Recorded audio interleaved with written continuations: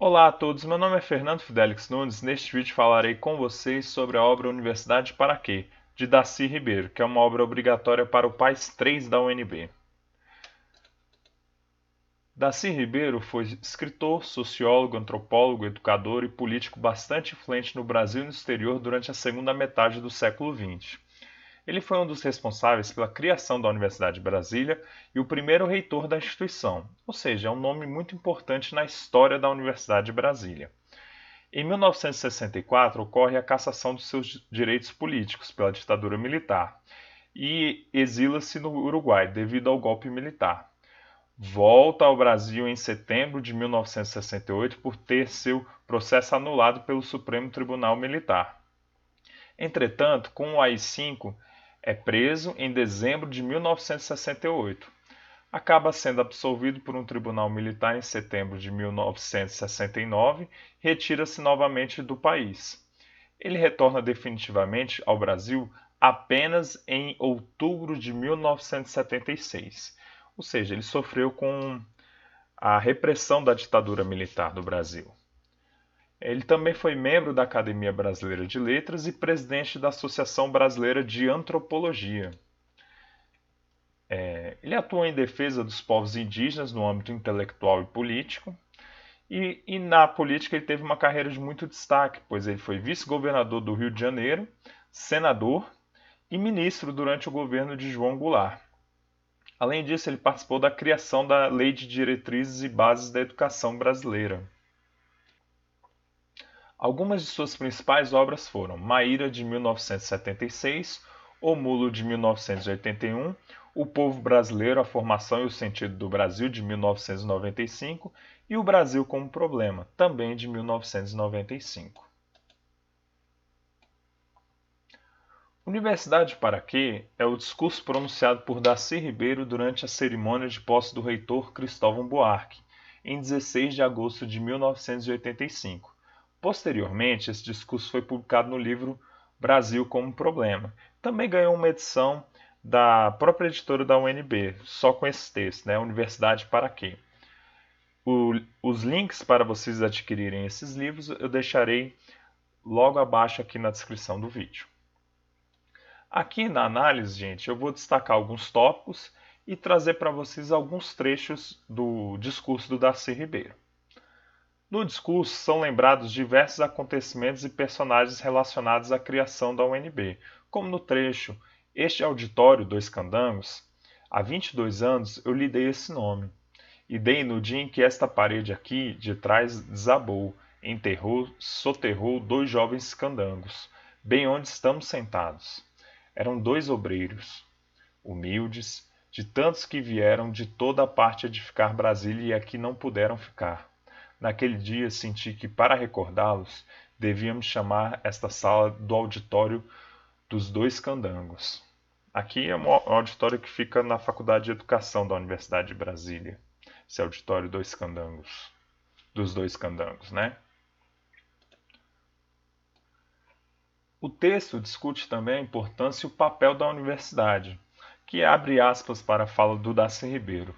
Repito, o Brasil não pode passar sem uma universidade que tenha o inteiro domínio do saber humano e que o cultive não como um ato de fruição erudita ou de vaidade acadêmica, mas com o objetivo de, montada nesse saber, pensar o Brasil como problema. Esta é a tarefa da Universidade de Brasília. Para isso ela foi concebida e criada. Este é o desafio que hoje, agora e sempre ela enfrentará. Ou seja, é importante que a universidade pense, né, o Brasil como um problema a ser analisado, o Brasil para ser pensado, né, ser estudado, ser investigado. Na sequência, destaco também que é abordada a necessidade de se reconstruir a universidade após a ditadura militar. Você e seus companheiros, abre aspas aqui para a fala do Darcy Ribeiro, né? Você e seus companheiros, desafiados hoje como nós, ontem, a fazer das tripas coração para, a partir das fraquezas decorrentes desses anos de ditadura e opressão, ir adiante, recriando a universidade necessária. De suas palavras ditas aqui, reitor. Só não concordo com uma assertiva. Não concordo que você não possa errar. R, companheiro. R e R+, Cristóvão. Só não erra quem não tenta acertar. Limpe a mente, abra o coração. Tome partido e ouse. Vá adiante. Aceite errar para acertar. Eu errei muito. Nós todos erramos demais. Tanto que este nosso país ainda não deu certo.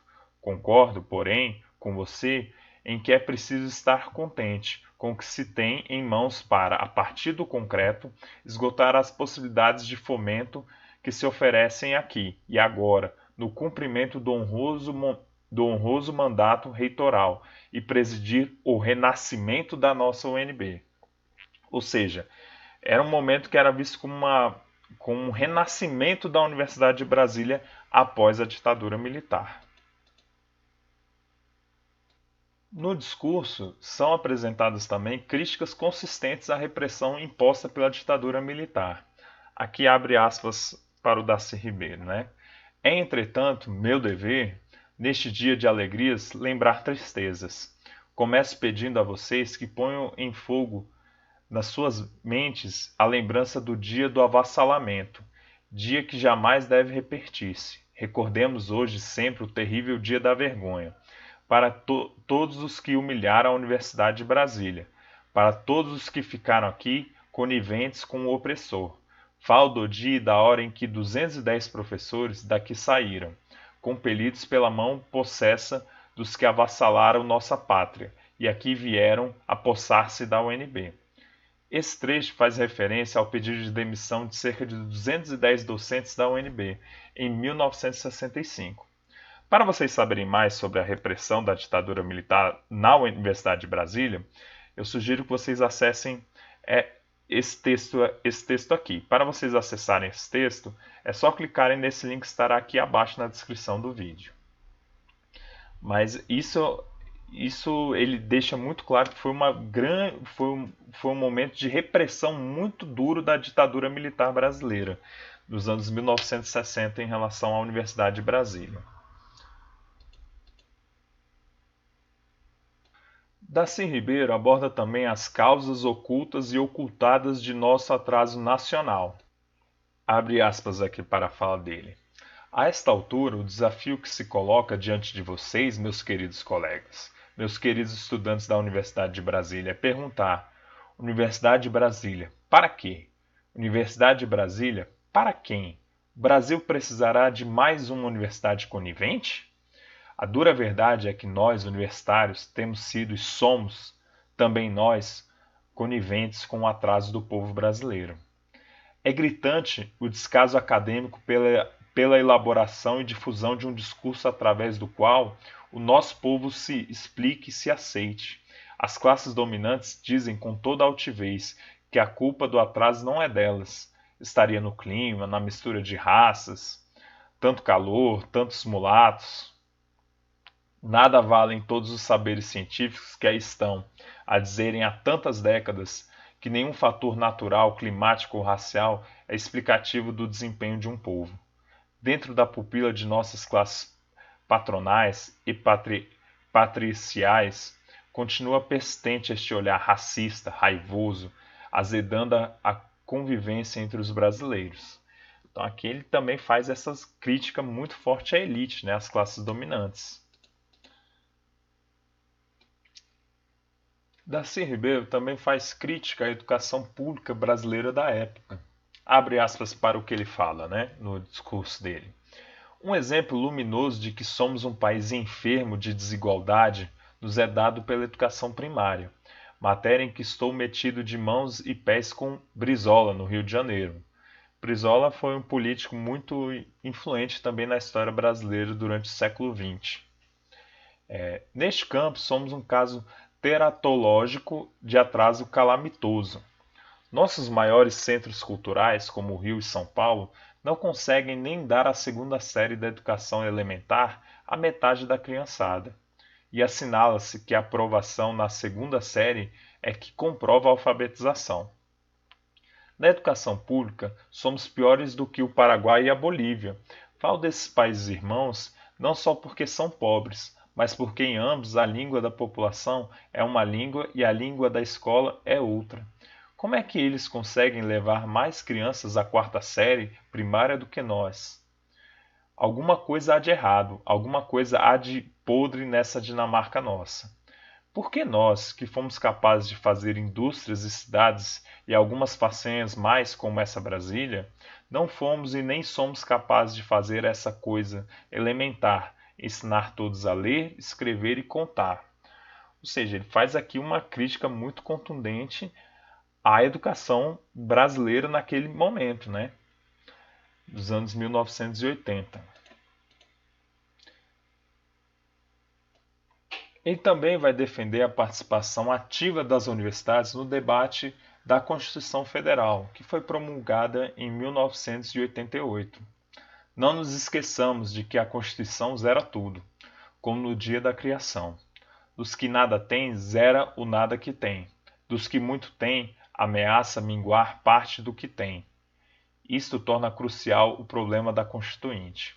Aí estão, todos o vemos. Por todo o país são os Rui Barbosinhas aflitos, os tecnocratas vorazes e corruptos, os gerentes das multinacionais, os latifundiários, a mídia, todos prontos e mancomunados para fazer a constituição deles, aquela que lhes dê mais garantias e mais lucros. Quem se perfila do lado oposto vê como os donos das terras estão com os trabucos nas mãos e seus capangas, como os empresários urbanos e seus porta-vozes políticos estão se mancomunando, estão fazendo caixinhas e caixonas, estão conspirando. E nós, intelectuais, com um poder precaríssimo, mas precioso, de mobilização da consciência nacional, estamos fazendo o quê? Nossas universidades, esta Universidade de Brasília em particular, não podem fugir do debate constitucional. Tem que discutir aprofundadamente cada opção. Aqui, gente, já para o final do discurso, ele já vai fazer uma crítica, vai fazer de novo uma crítica à classe dominante. Abre aspas para Darcy Ribeiro, né? Quero dar meu testemunho, amigos queridos. Andei pela terra, conheço o mundo. Vi com meus olhos que não há província mais bonita que o Brasil. Conheço bem o povo brasileiro. Até como antropólogo, posso dizer a vocês que não só a terra é boa, como o povo é ótimo. Ruins são os ricos, os bonitos, os educados. Sinto na ponta dos dedos, se estico as mãos, que em tempos previsíveis e breves se pode criar aqui um país próspero e solidário. Temos todas as possibilidades de fazer com que o Brasil dê certo. A condição é proibir o passado de se imprimir no futuro. É interromper a dominação hegemônica e pervertida de nossa classe dominante infecunda.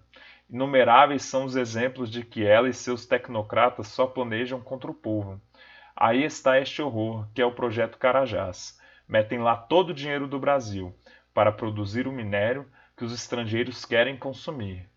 Vão produzir no Brasil um buraco maior que o maior buraco do mundo, que é o de Itabira, em Minas Gerais, deixando os brasileiros tão pobres como os mineiros. E no término aqui do discurso dele, ele vai afirmar: imensa é minha alegria de saudar o renascimento da UNB. Só me resta assinalar que nossa querida UNB renasce. Renasce bem e em boas mãos, porque renasce no Brasil a liberdade. A questão fundamental é a liberdade. Reitero, nossa tarefa é o Brasil, mas nossa missão fundamental para que o Brasil se edifique para seu povo é a liberdade.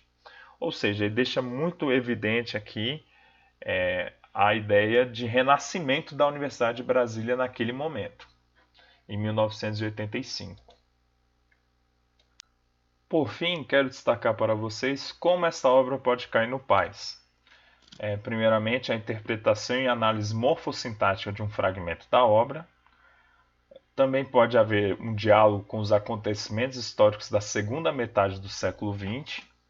Aqui no tópico seguinte, eu selecionei um trecho da matriz de referência do PAIS 3, que afirma o seguinte: a produção de conhecimento ocorre em diversos espaços, com destaque para a universidade, que pode ser representada pelo pensamento desenvolvido pelo intelectual Darcy Ribeiro, no seu discurso Universidade para quê? Ou seja, a produção de conhecimento ocorre em diversos espaços, com destaque para a universidade. Ou seja, não é só na universidade. Por fim, eu destaco que na prova de redação, um fragmento pode ser utilizado como texto motivador na produção de um texto do tipo dissertativo argumentativo sobre a importância da universidade na sociedade atual. Caso tenham qualquer dúvida, é só deixar nos comentários abaixo, tá bom, gente? Até a próxima!